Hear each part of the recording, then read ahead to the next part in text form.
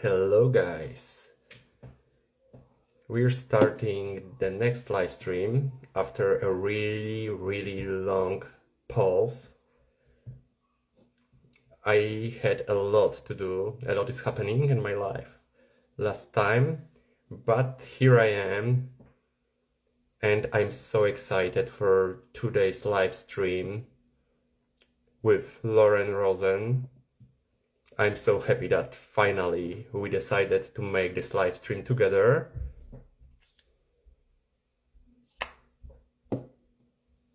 So give me a few minutes.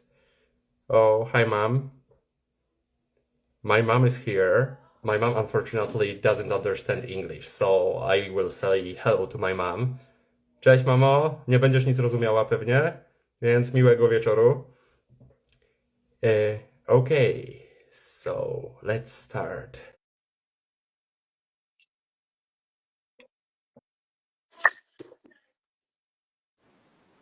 Hey. Oh my gosh. Oh my gosh, so fast.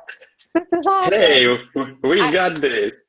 I'm so excited to see you, and I'm also I'm sad that your mom doesn't understand English, but can you say hello for me? That's awesome. Yeah, She's here. yeah. Mamo, Lauren mówi ci cześć. A w sumie dobry wieczór. Because good evening, because in Poland it's already 8 p.m. 8 p.m., right? Yes. So, but good morning from California. Yeah, thank you so much. Thank you so much. My mom is I think, one of the best followers that she joined every single live stream for a few minutes, but she understands absolutely nothing. I mean, that's commitment right there. I'm going to join in even though I can't understand exactly what you're saying. I mean, leave it to a mom, right? Yeah, yeah, right. But I'm so happy that she is here with me and she supports me every single day. And yeah, that's so amazing. So Lauren, I'm so happy that you're here finally. We didn't have much time in Chicago to talk together. I know. But you were busy, man. You were you're meeting all these people. It was such a joy to see you in that environment. I was so overwhelmed. It is overwhelming. I remember and hi to Amy at OCD Nashville. Yeah. Thank you. Yeah, hi Amy. Hi. Say hi. Oh my gosh, I love our new whatever we're calling ourselves, co-recorder. Who is this? I presume your son? Yeah, this is Timek. He's 8. Timek? Oh, he's so cute. Hi. Come on, hi. It's hi. Hi. Zrobić ci tabletę? Okay. But yeah, it's a wild time, right? Being at the conference especially when you've never been before. I think it's like a yeah. Yeah. No worries. No worries. This is something normal. Okay. So, let's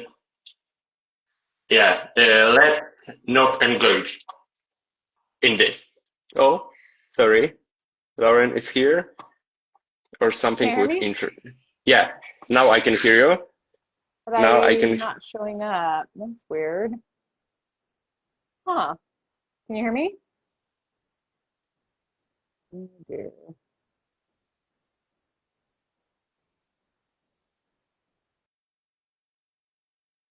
This. Oh. Lauren. Yeah, no worries about these comments. Accept once again.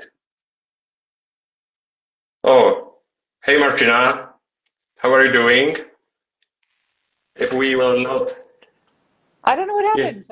I got booted, man. Yeah. I just had to add my son's additional time for computer games, so I have to change apps. So also my friend Martina from my work is here. So hi Martina. Oh, and so many scammers spammers or don't worry, we will not engage in this. Uh, Great. so, so yeah, I felt really overwhelmed in Chicago and busy. And I think for the first time in the USA and first time at the IOCDF conference, it was a Wow. bit too much. Yeah, I mean, that's a lot of firsts, and Chicago's a big city, and I bet you must have felt really overwhelmed. Yeah, yeah. But I'm so happy that I was able to come to say hello, and I hope we will have much more time in Seattle. Are you going to Yeah. Seattle? Yes, the plan is to go to Seattle. Yeah. Yay, Yeah. cool. So Yeah. maybe we can start with our topic. So Yes. I think that more people know who you are exactly, but you can tell Oh, few words yeah. about yourself, about what you're doing, and yeah, a Yeah. short So introduction. happily. So I'm Lauren Rosen. I am a licensed psychotherapist. I am out of California. Though I work with people in various states and countries, and yeah, I've been in this doing this work now for over 10 years, which is kind of wild. Love working with people with OCD and anxiety disorders, primarily because I myself have lived experience. That's, one of the things that informed me getting into this field, alongside just a general fascination with the human mind. It's one of I think it is the most complex organ, and one that we're just barely starting to understand.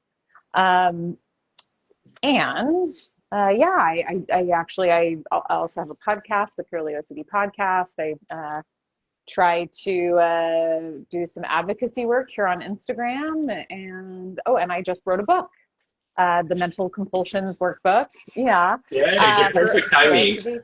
Yeah, I mean, given our question, our topic today, it's very timely. So, Yeah, um, yeah, so that's me yeah. in a nutshell. I can't wait to read your book. So Oh, I found this on Amazon, probably, I think, and yeah, I have to read this because for those who don't know me, I'm Luka from Poland, and I'm known as Intrusive OCD means, and I'm I have a huge experience with mental compulsions, but yeah, not as specialist, but as OCD sufferer. yeah, So I know how hard is with OCD in general, but we also know how hard it is, especially with mental compulsions, because it is a bit different between mental compulsions and physical compulsions. And I yeah, think we can start from this point. What yeah. exactly mental compulsions are and why it is so hard for understanding that this is also a problem and why there are so many misconceptions about this. Yeah. And I'm happy to start there. And I'd also love to hear about, like, what you found on your journey as well, because I think Yeah, that getting more perspectives and ways of talking about it can be useful, right? To hear it from different yeah, folks. Um, so yeah, when it comes to mental compulsions, I think that one of the things that makes it so tricky is that we as a society, right, or world at large, tend to think of behaviors as physical behaviors, visible behaviors, or overt behaviors. And mm, so, when we're looking at OCD as a diagnosis, mostly people think of those overt behaviors that are associated with OCD, like door checking and hand washing, which of course are part of OCD. Um, but and also maybe people understand that reassurance seeking is a behavior, right? Like talking to someone is a behavior, because yeah. again, you can see this, Or but checking on the internet. or checking on the internet, Yeah, because again, like there are these very clear physical components, right? Like as of yet, we still have to type or at least speak into the yeah, whatever AI, or in order, yeah, to have to ask those questions and get reassurance in that way. But when behaviors are happening in our own minds, they're very difficult to identify as behaviors, because again, we don't really have this established idea Mm. generally. And the funny thing is, whether you have OCD or not, you're performing mental behaviors all the time. So whether and some of them are very helpful, right? Like analyzing or problem solving, or, sometimes they're enjoyable, like daydreaming or whatever, Yeah. right? Like there are lots of ways that we take action mentally. Even But if I try to remember what I ate yesterday yeah, for lunch. exactly, exactly. That's also a behavior. Remembering is a behavior.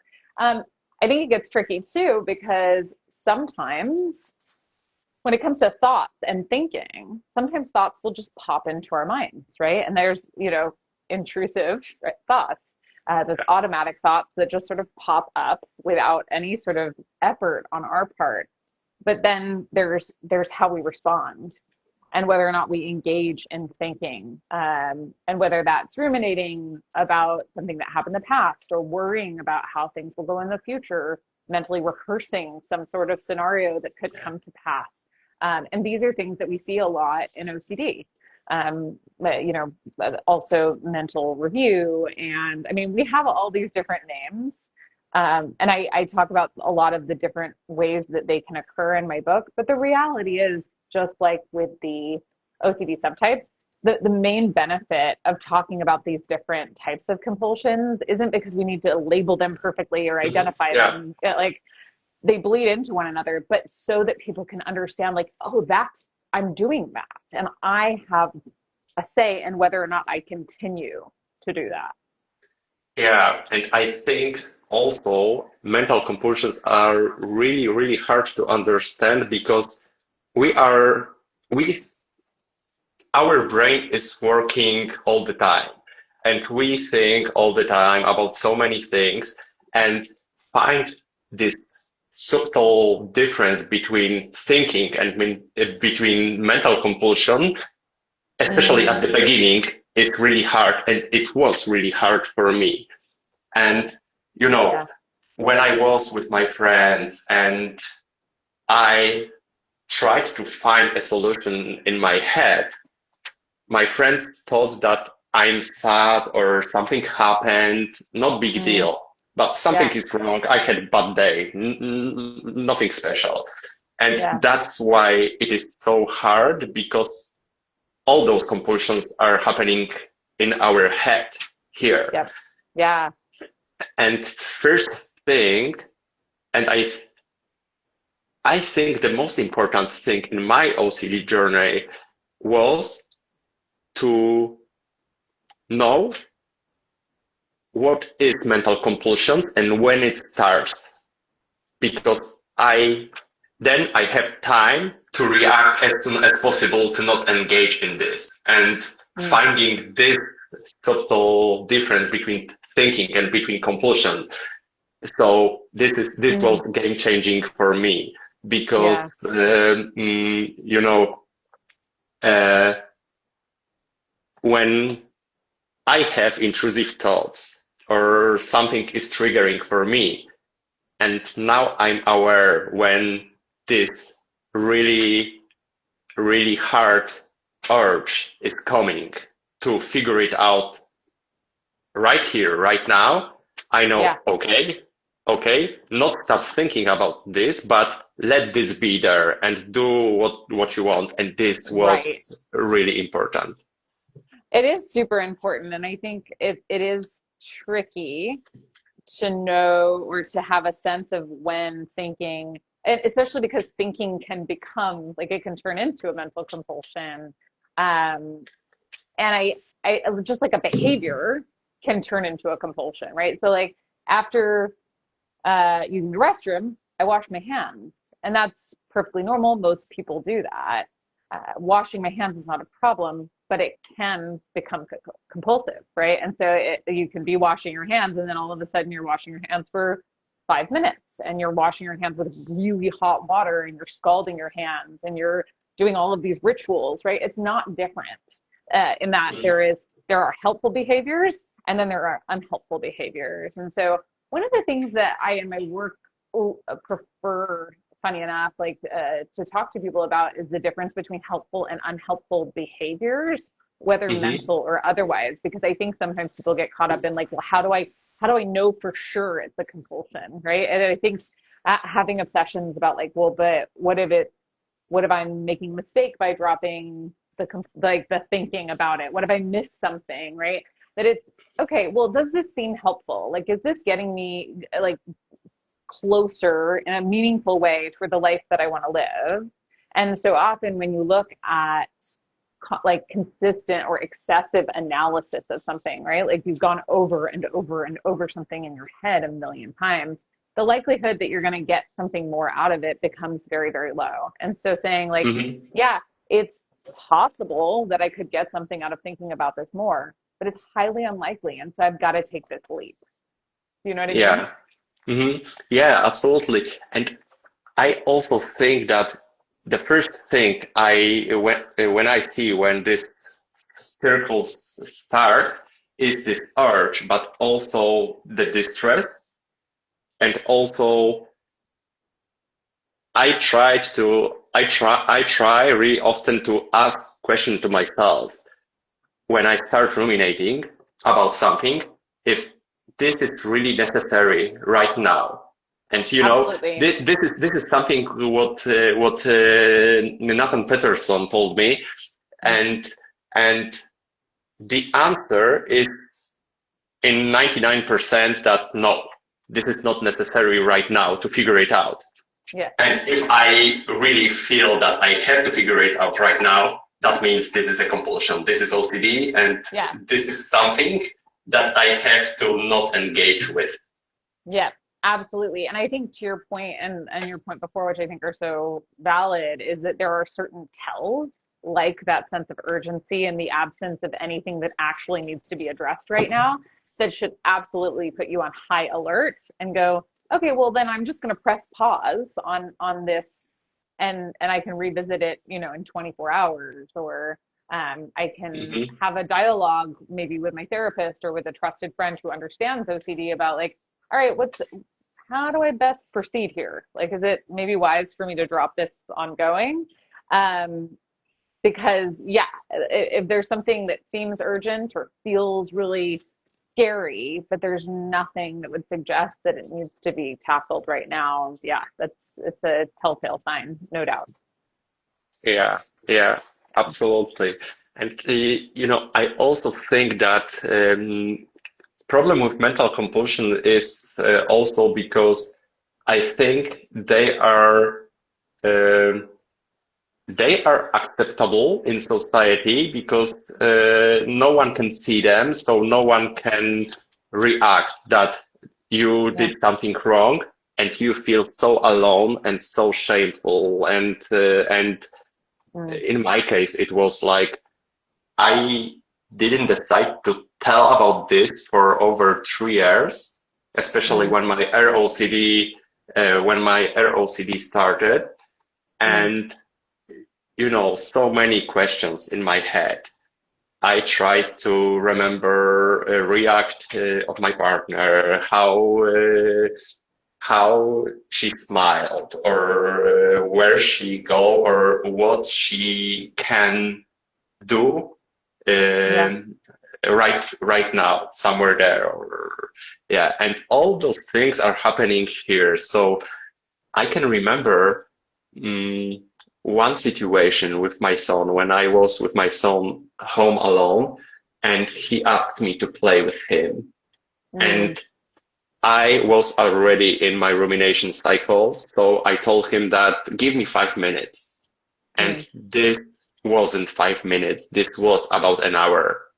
yeah. And he waited for me. And this is also Oh, painful because, I felt really bad because I tried to help myself to find relief, to find reassurance in my head, and he was waiting. it's so hard and but I think that those are the moments too where you realize like I can't keep doing this because to your point and like I guess building off of it, one of the trickiest things about mental compulsions is that you can't see them. which makes it difficult for you to recognize them, right? And I think sometimes people, when you're engaged in physical compulsions, other people are giving you feedback about that, like, you may want to reconsider that. Nobody's able to help you with that when it's in your mind. And then on top of that, like, you can be anywhere doing anything and also be mentally compulsing. However, because of this, like, I think actually the situation with your son is a great exemplar, though, of like how it eats away at your time and what's important to you. And sometimes when you're like, no, no, no, I have to really focus on this. I can't, I don't want to be with other people, like including my son, because I have to figure this out first. It completely derails life and what's meaningful to you. Mm-hmm. So Yeah. I feel you on this, and it's heartbreaking, right, to look at that.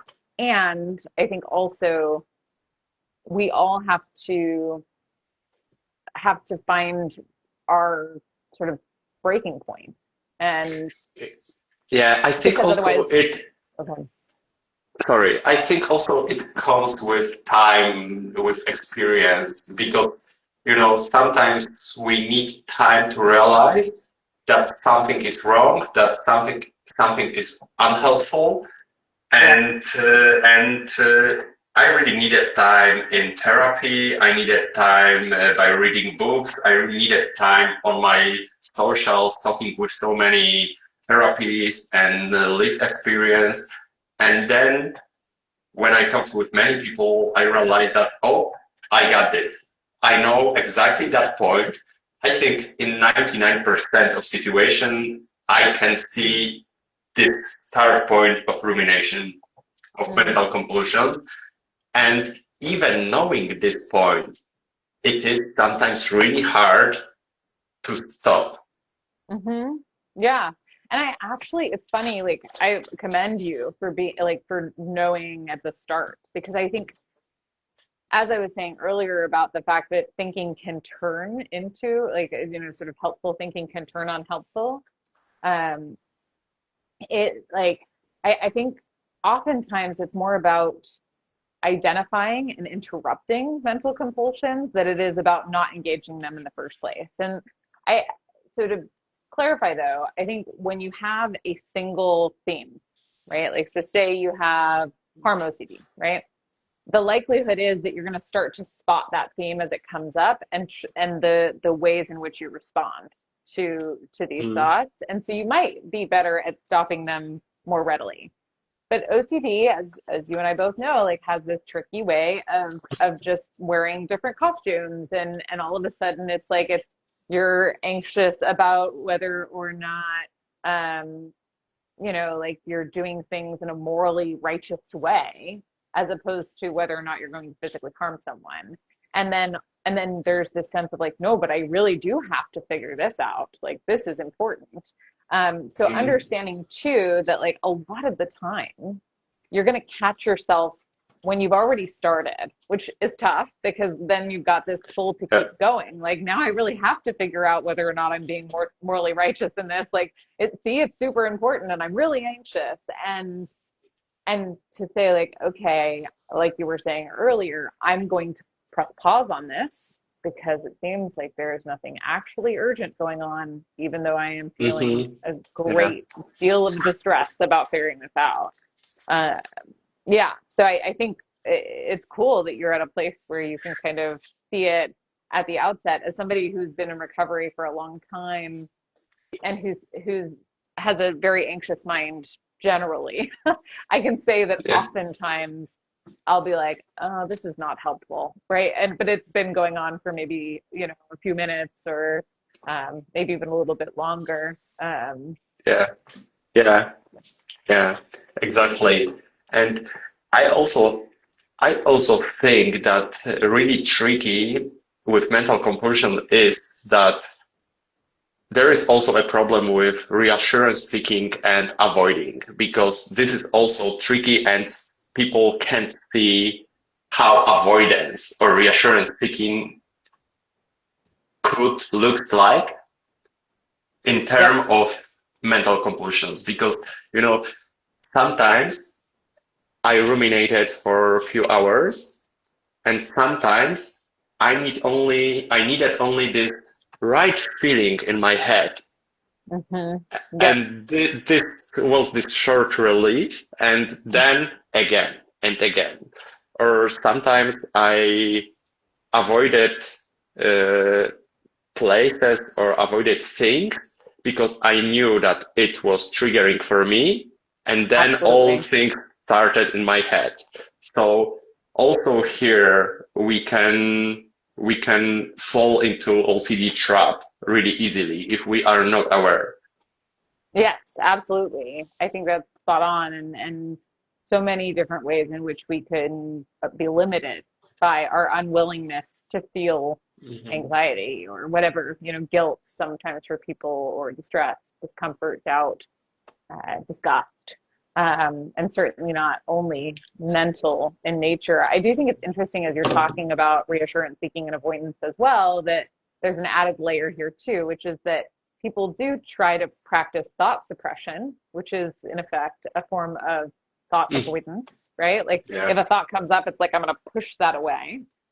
And mental reassurance is one of the most common types of mental compulsion, where you're just trying to talk yourself into, like, I don't need to worry about this. I'm gonna be okay. Nothing bad is going to happen. Um, just tough too, because it's such a like a normal response to want to like debate with these thoughts that come in, like, no, I would never do that. Like I can't, do you know what I mean? And so um yeah, it's certainly the external reassurance seeking with with somebody Mhm. else, and also that impulse to do so with yourself is tricky. Yeah, it is. It is. And Yeah. but we know there is hope, and with experience, with professional Ab help, uh, yes.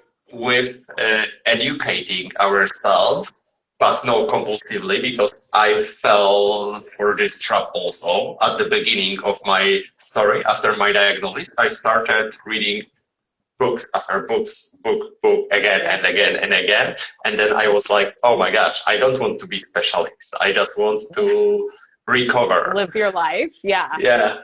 Yeah, no, it is. It's a delicate balance, and I think that what's tough too, and given that everyone has like a slightly different voice, even those of us who are in the ERP and acceptance and commitment therapy world, like everyone's going to say things slightly differently or have different ways of presenting it, maybe, and then people tend to turn it into rules, and it's like, oh, well, I have to follow this set of rules from this book.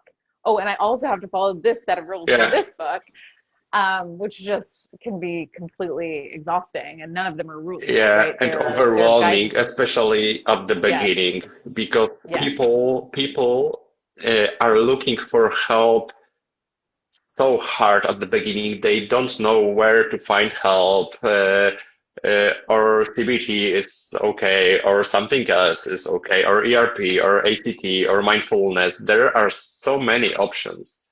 yes. And especially with OCD, when we decided to start looking for books, we can also do this compulsively. And Yeah, absolutely. without, this is helpful. I was aware about this, but professional help is professional help. Mm, yeah.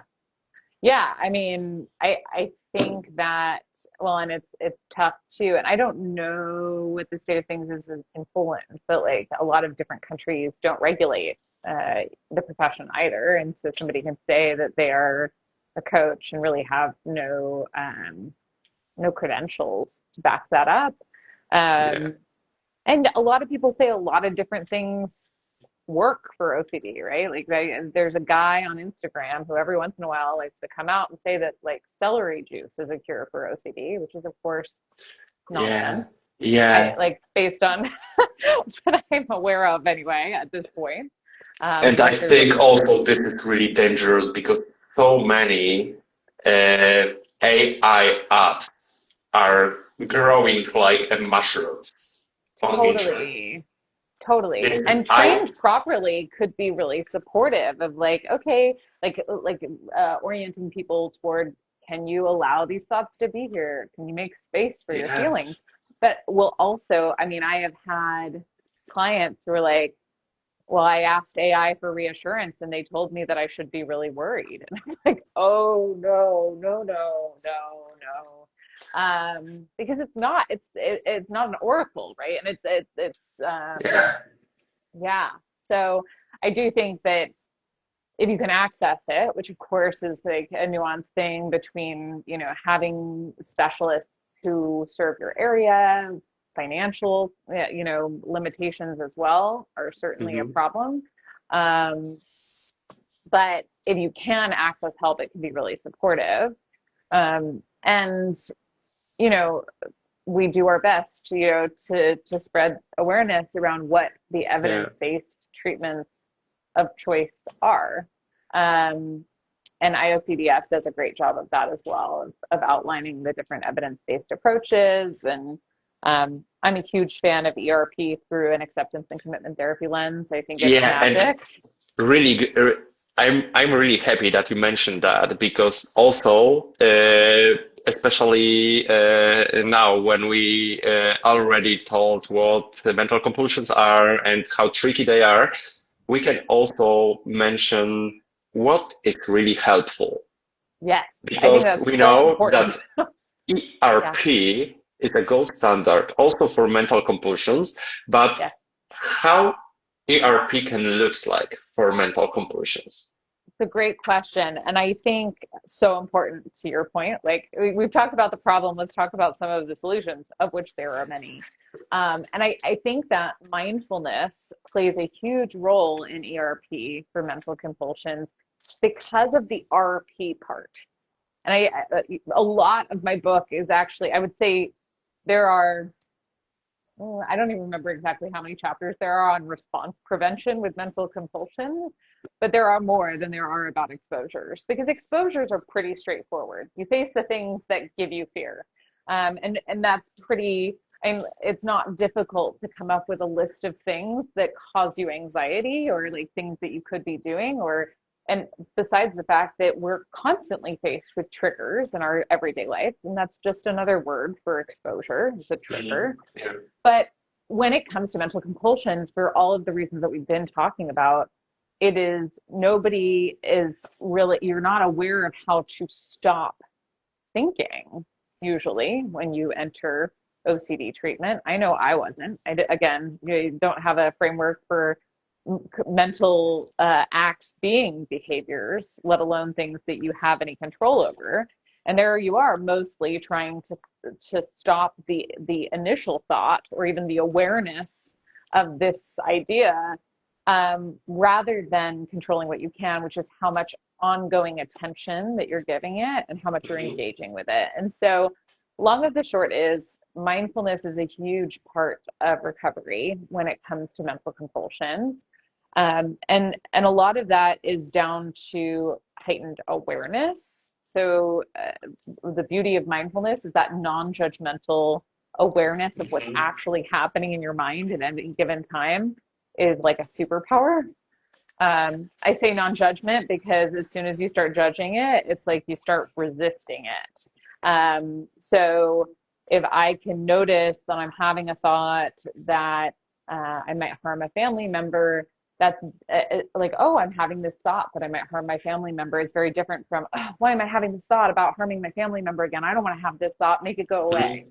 Mhm. And the first really opens the door to do something different, right? So I think one of so it's not just the mindfulness helps with awareness, but it also helps with shifting attention Yeah. and learning how to even open or expand our attention to include more things than just whatever thought just popped into your mind is really important when you want to, like sort of narrowly engage in thinking about something. Um, so yeah, a lot of the work around this is, and I love things like meditation or mindfulness practices. Acceptance and commitment therapy is full of exercises that are intended to support this non-judgmental awareness as well as the ability to expand in the face. Aw. More time, more time. You got to get more time on the devices. I get it. Oh boy. Oh dear. Wait, is it good? Yeah, it's helping. It's good. Mm, one more second.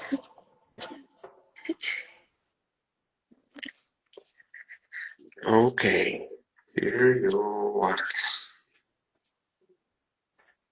Important. You gotta, yeah, He needs this time. He needs a password for yeah. installing new game. Continued. Yeah, understood. No, I have an 18 and a 19-year-old stepson. So yeah, but my 2.5-year-old has yet to, master the whole iPad thing. But I'm familiar with the dance. Yeah. Yeah. So So, but yeah, go ahead. yeah, yeah. I think what you said is crucial when we speak about mental compulsions, because when we will be able to look at our thoughts without judgment, we can retrain our brain. And this is really powerful when I saw for the first time that, oh my gosh, I feel goosebumps. I have this urge, but I started doing my normal things and then it went away.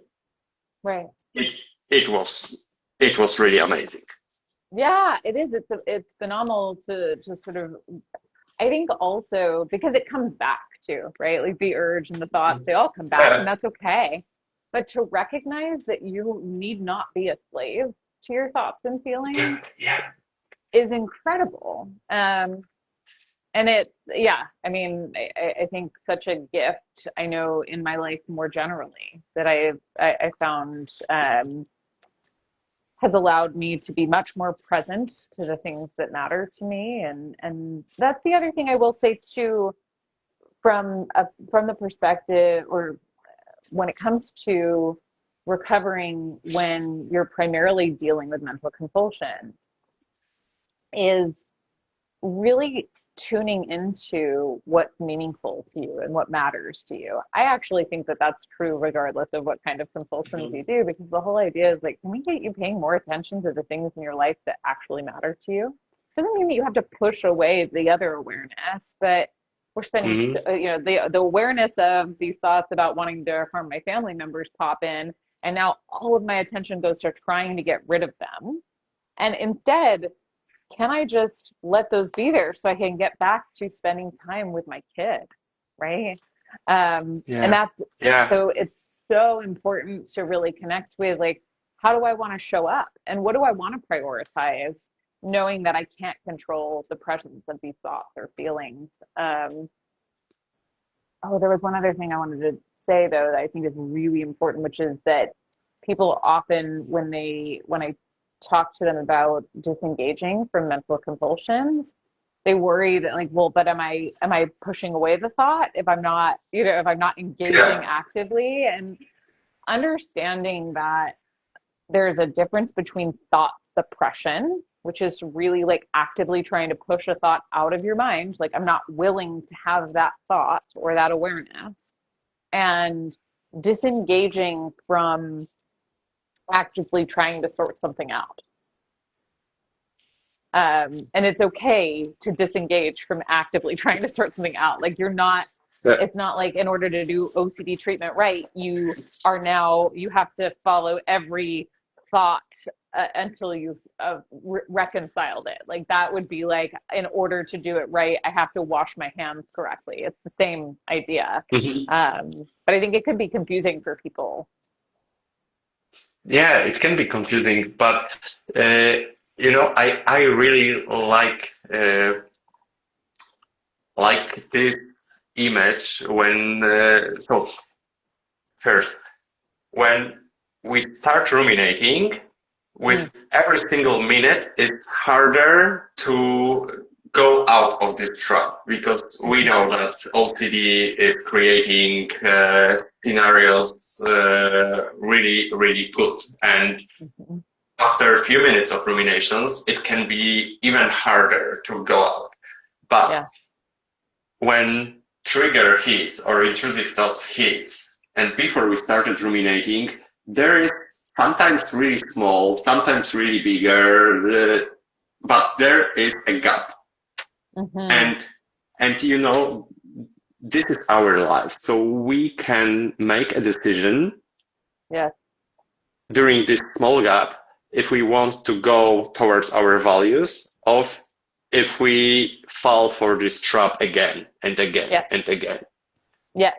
And that's the power, right? Like, is that, Yeah, and yeah, that's, I think, what mindfulness offers people is that space. It widens it slightly. It gives like a little yeah, bit more breath to go like, yeah, oh, I can do something different here. I don't have to keep analyzing this. I get to like go yeah, out like and exactly. put my attention back on, even if I'm like, oh, I'm just drinking this cup of coffee. I'm now going to like actually taste the coffee as opposed to being so consumed with, well, you know, and even with more traditional subtypes, like, did I lock the door? What if I didn't lock the door? What if somebody's breaking into my house right now? Right? Like that's I can just be like, oh, okay, well, I don't know for sure. What's this taste like? You know? Yeah, yeah, yeah, exactly. And I know that during IOCDF conference, when I was on one panel and Krista was presenting, Hmm. and she gave a small piece of chocolate to everyone.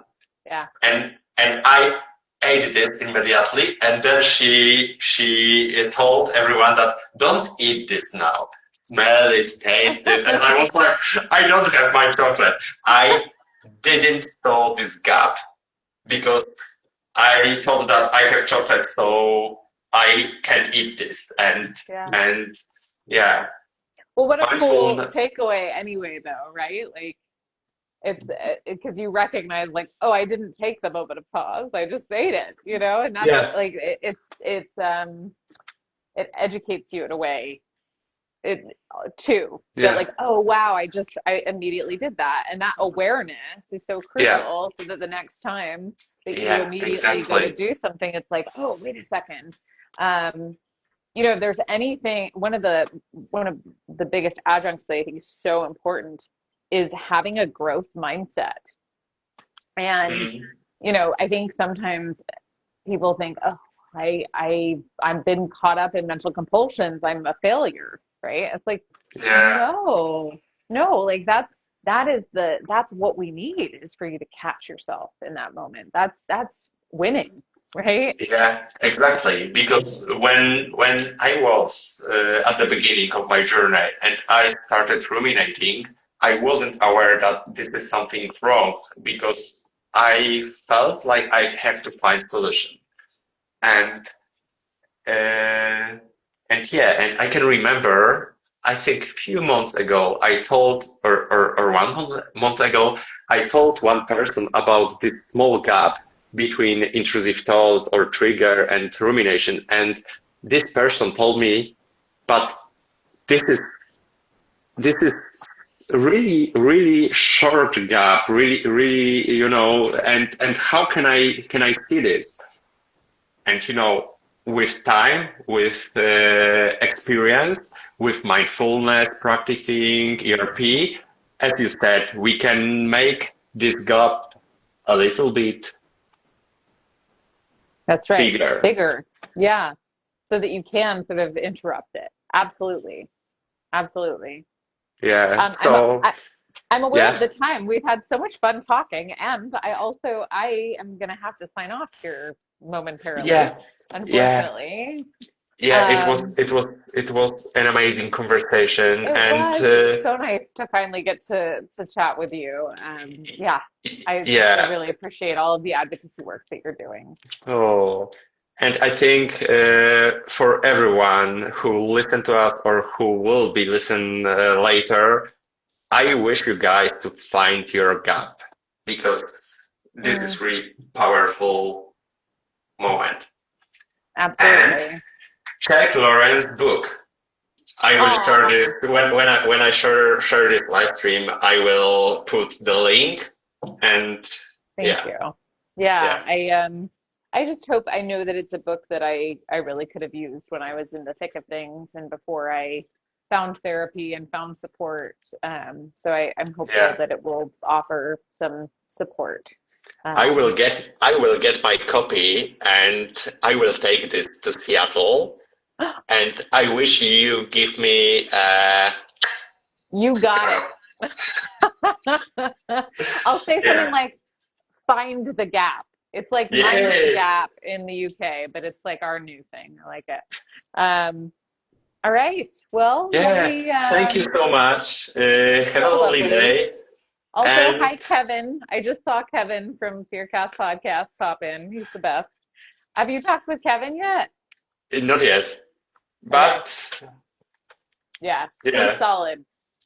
Yeah, right on. Well, so yeah, thank you so much for taking the time to chat, and I'm sure Yeah, it we'll was talk amazing soon. time. Thank you and Yeah. see you soon. All right. Bye. Bye.